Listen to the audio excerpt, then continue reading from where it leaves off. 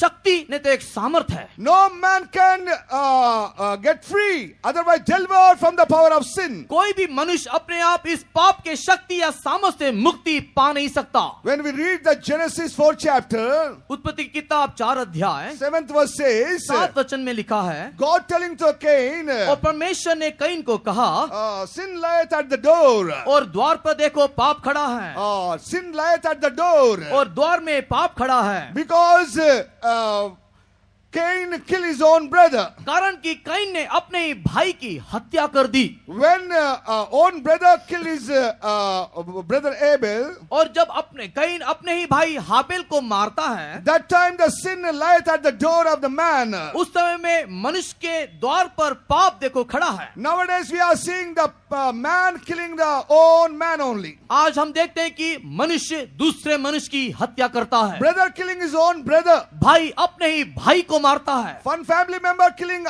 his own members only. अपने ही परिवार के लोगों को अपने ही परिवार के सदस्य मारते हैं। Now the spirit of murder increasing everywhere in the world. जगत के हर एक जगह में हत्या की आत्मा फैल रही है। Dear child of God, when the spirit of murder working in your life, the sin is lieth at the door. जब मृत्यु की आत्मा आपके जीवन में जब काम कर रहा है, उस समय पाप आपके द्वार पर है। Dear child of God, sin is lieth at the door for every man. If they disobey the law, disobey the word of God, that time this sin will catch them. और हर एक मनुष्य के जीवन में ये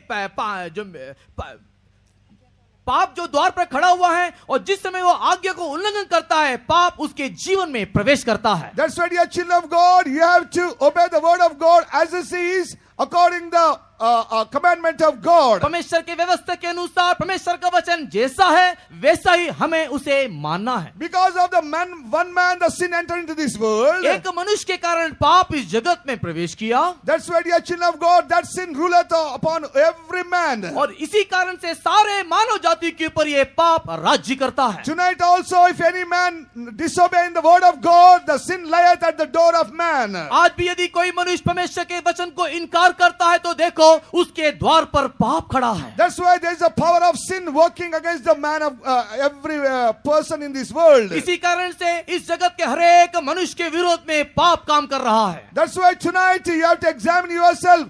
Or that sin lieth at your door. इस कारण से आज के दिन हम अपने आप को जांच करके देख ले कि क्या हमारे सामने पाप खड़ा है। This evening you have to understand your own state. आज की शाम अपनी ही अवस्था को आप जान ले। When you read the Romans 6 chapter 12th verse, और जब रोमी की पत्री 6 अध्याय के 12 वचन को पढ़ते हैं, read the Romans 6 chapter 12th verse, 6 का 12। इसलिए पाप तुम्हारे मरणहार शरीर में राज्य न करे कि तुम उसकी लालसाओं के अधीन रहो। For in that he died unto sin once, but in that he liveth unto God. 6:12.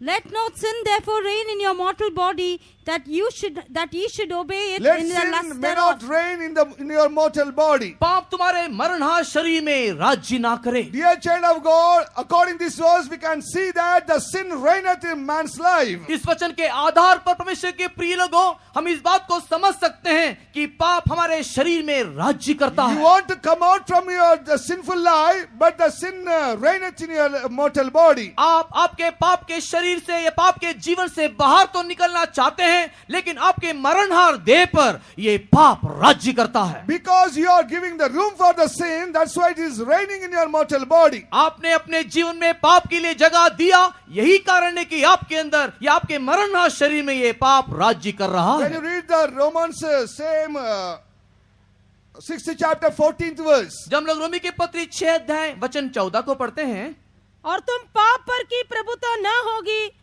क्योंकि तुम व्यवस्था के अधीन नहीं वरन अनुग्रह के अधीन हो। For in sin shall not have dominion over you, for ye are not under the law, but under grace. no, if you go on under the law, the sin will dominion over you. यदि आप व्यवस्था के अधीन ही दिखाई दोगे तो आपके ऊपर पाप राज्यत्व करेगा। But we give thanks unto God because this is a period of the grace. हम परमेश्वर को धन्यवाद करते हैं कि जिस समय में हम लोग वर्तमान हैं, ये समय अनुग्रह का समय है। Now we are seeing that sin dominion over so many people on this earth. इस पृथ्वी में पाप कईयों के जीवन में राज्यत्व कर रहा है, Because they are under the law. क्योंकि वे लोग व्यवस्था के अधीन हैं They are according the word only they want to live. और वे लोग इस जगत के रीति के अनुसार या वचन के अनुसार वे लोग जीना चाहते हैं। But they are not seeing the grace of God.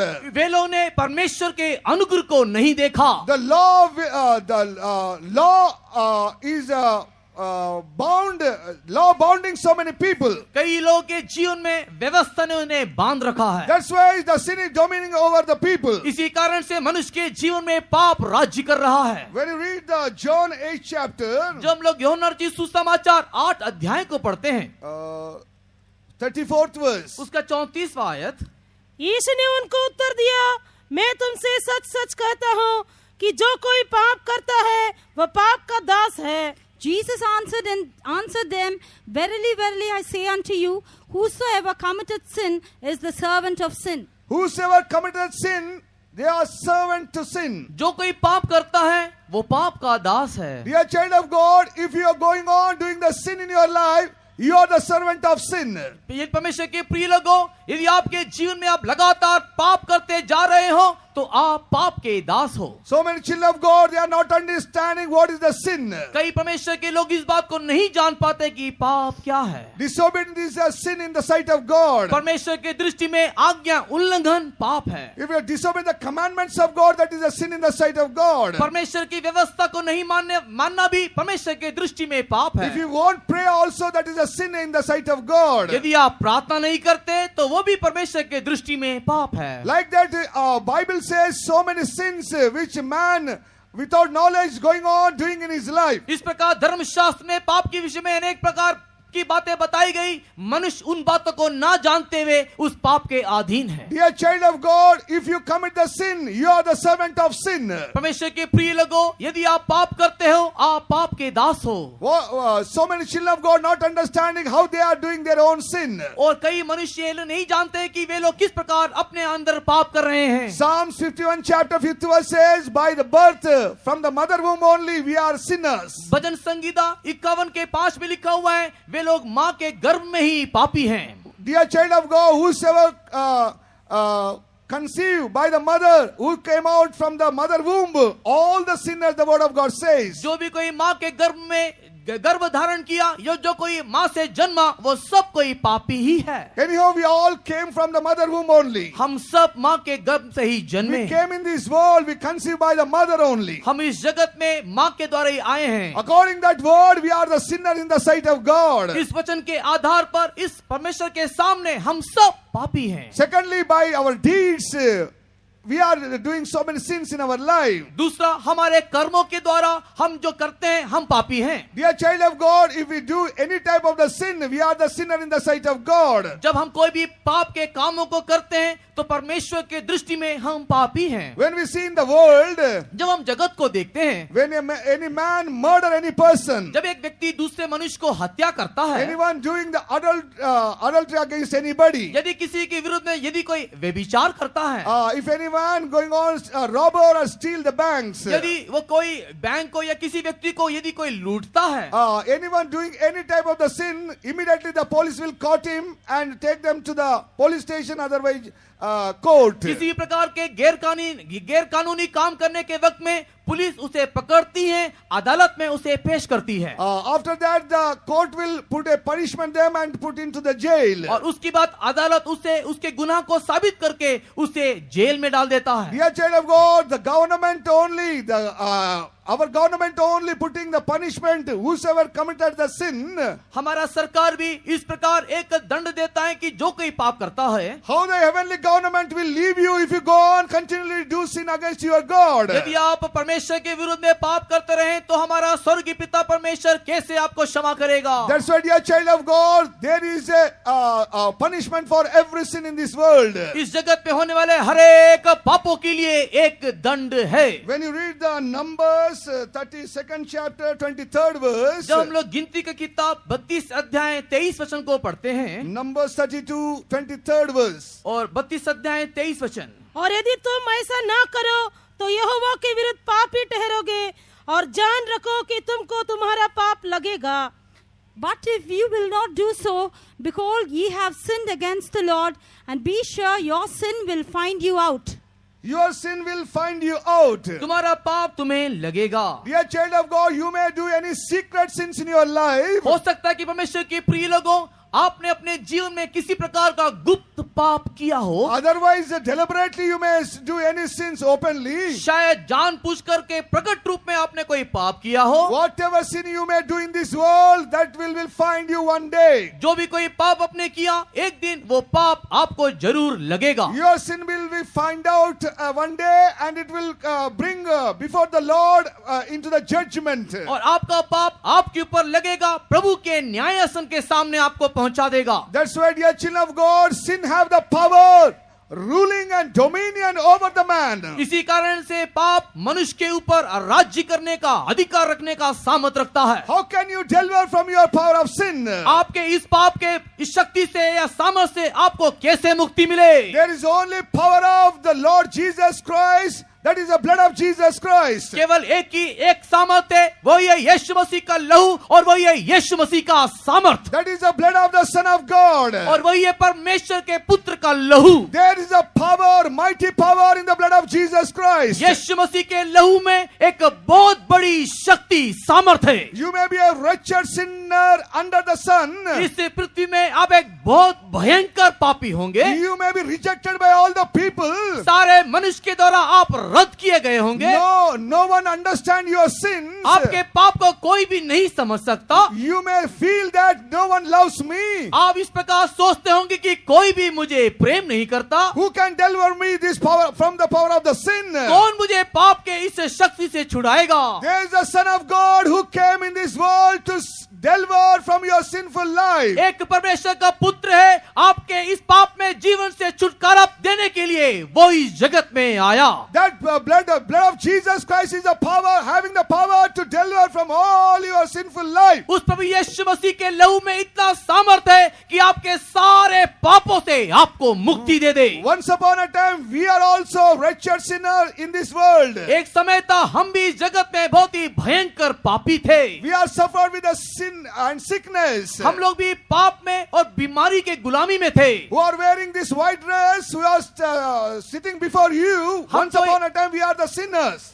हम जो ये सफेद पोशाक में आपके सामने आज दिखाई दे रहे हैं, एक समय था हम भी पापी थे. That time there is no rest, no peace in our life. उन दिनों में हमारे जीवन में शांति नहीं था, समाधान नहीं था. We are rejected by all the people. सारे लोगों के द्वारा हम रद्द किए गए थे. Sickness going on tormenting us and take to near to the grave. हम लोग के जीवन में बीमारी राज्य करते हुए हमें सता रही थी, मृत्यु और कब्र के पास ले जा रही थी. That time Jesus Christ, the Son of God, met us and delivered from the sinful life. उस समय में परमेश्वर का पुत्र प्रभु यीशु मसीह हमारे जीवन में मुलाकात किया और हम लोग को विश्राम दिया. We tasted the blood of Lord Jesus Christ, which have the power, sanctified and washed our sins. हमने परमेश्वर मसीह के लहू को चखा जिसने हमें शुद्ध किया है. That's why tonight we are preaching the power of the blood of Jesus. यही कारण है कि आज की शाम प्रभु यीशु मसीह के लहू के विषय में हम प्रचार करते हैं. Dear child of God, how can you free from the sin? परमेश्वर के प्रिय लोगों,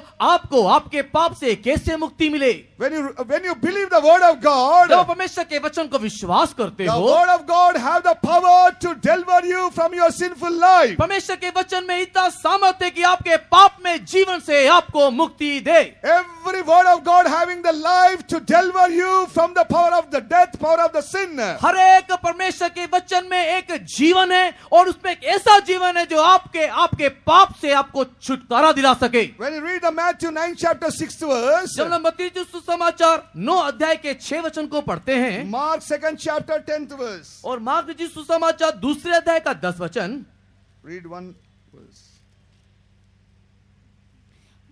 But that ye may know that the Son of Man hath power on earth to forgive sins.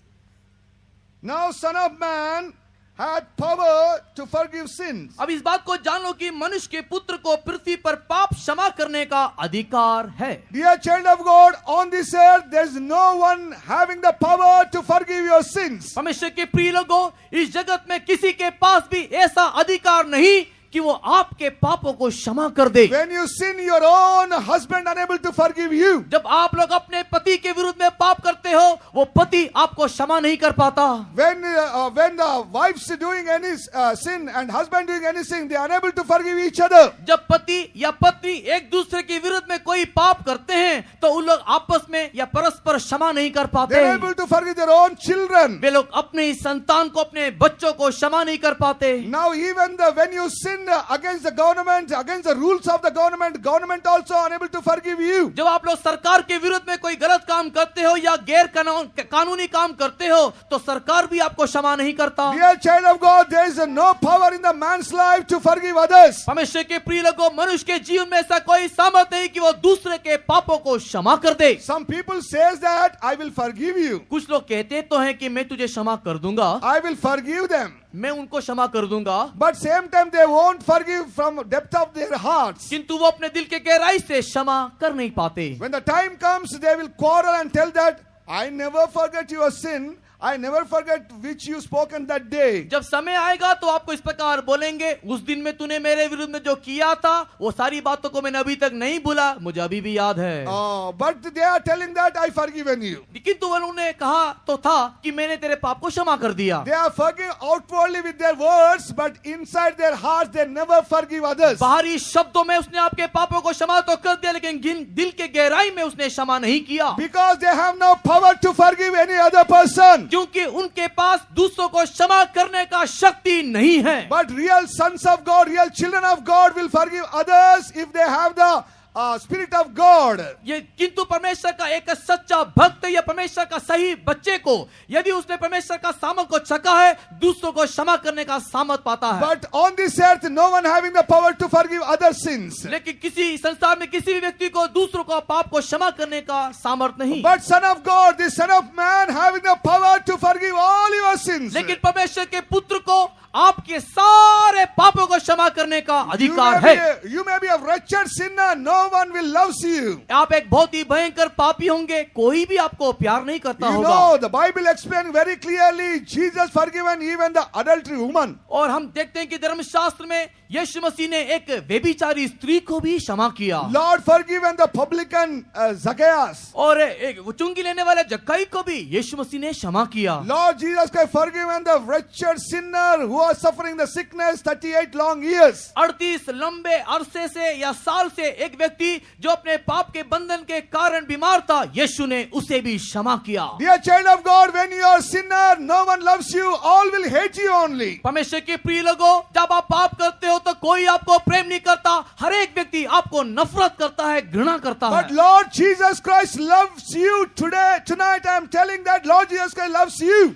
लेकिन आज की रात मैं आपको बता देना चाहता हूं कि प्रभु यीशु मसीह आपको प्रेम करता है। All may reject you, all may despise you, but Lord Jesus Christ loves you tonight. He wants to save your soul. हर एक व्यक्ति आपको रद्द कर सकता है, हर कोई आपको तिरस्कार करे, आपको तुच्छ कर सकता है, लेकिन यीशु मसीह आपको प्रेम करता है, वो आपकी प्राण की रक्षा करना चाहता है। That's why Luke 7 chapter 48 verse, where there we are seeing that how Lord Jesus Christ forgiven one adultery woman. इसी कारण से हम लोग लूक रचित सुसमाचार 7 अध्याय 48 वचन में देखते हैं यीशु मसीह ने किस प्रकार व्यभिचारी स्त्री को क्षमा किया। Lord says, thy sins are forgiven. तेरा पाप क्षमा हुआ, इस प्रकार प्रभु यीशु मसीह ने कहा। Dear child of God, that's why there's a power in the name of Jesus. There's a power in the blood of Jesus to forgive all your sins. इसी कारण से परमेश्वर के प्रिय लोगों, प्रभु यीशु मसीह के नाम में एक सामर्थ है, उसके लहू में एक शक्ति है, जिसके चलते आपके सारे पापों से आपको क्षमा मिल जाए। Tonight only give your heart unto the Lord. आज की रात केवल आप अपने दिल को प्रभु को दे दें। Tonight you understand your status and confess your sins before the Lord Jesus अपनी Christ. परिस्थिति को जानते हुए प्रभु यीशु मसीह के सामने अपने दिल को खोल के रख दे। Son of man, Son of God, having the power to forgive all your sins. परमेश्वर के पुत्र को आपके सारे पापों को क्षमा करने का अधिकार है। Why he having the power to forgive your sins? क्यों उसको अधिकार है कि वो आपके पाप को क्षमा करे? 1 Corinthians 6 chapter 20 verse says, पहला कुरिन्थी 6 अध्याय का 21 में लिखा है, and 1 Corinthians 7 chapter 23rd verse also says, पहला कुरिन्थी 7 अध्याय के 23 वचन भी बताता है, Lord Jesus Christ shed his precious blood and brought you with his price. प्रभु यीशु मसीह ने अपने बहुमूल्य लहू को बहाया और मूल्य देकर के आपको खरीद लिया। Read that word. तुम दाम देकर मोल लिए गए हो, मनुष्यों के दास न बनो। Ye are bought with a price, be ye not the servants of men. You are bought with a price. आप दाम देकर के मोल लिए गए हो। Dear child of God, you are brought